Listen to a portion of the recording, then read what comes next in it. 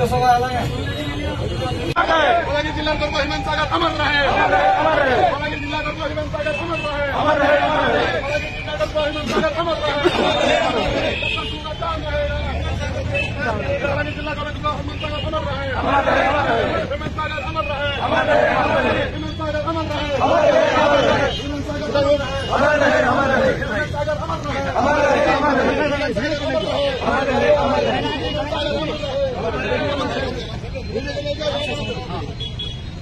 हिमांत सागर जड़े एंता कंठशिल्पी थे से सारा ओडिशा रे घर घर परिचित थे समस्ते दैनंदिन हिसाब से गीत शुणुले छोट रू वयस्क तक समस्ते पसंद करुले सारा ओडिशा कोण अनुकोण हिमांत सागर बेले समस्ते जानूले तार संगे बलांगीर भी जड़ित होती जेहेतु केनर छुआ बेले बलांगीर छुआ बोलन आ बलांगीर माटीर गर्व और गौरव से आज से काली देहांत होती आज पार्थिव शरीर आमर पहुँची बलांगीर देखुवे जनसमागम समस्त सामाजिक सांस्कृतिक अनुष्ठान तरफ समस्ते आसीचन विभिन्न राजनीतिक पार्टी भी आईसन समस्ते श्रद्धांजलि देवा लगे आईसन निहाती भाव यहाँ बलांगीर लगी बहुत बड़ क्षति है अपरणीय क्षति जगह किए नहीं पार कम बयस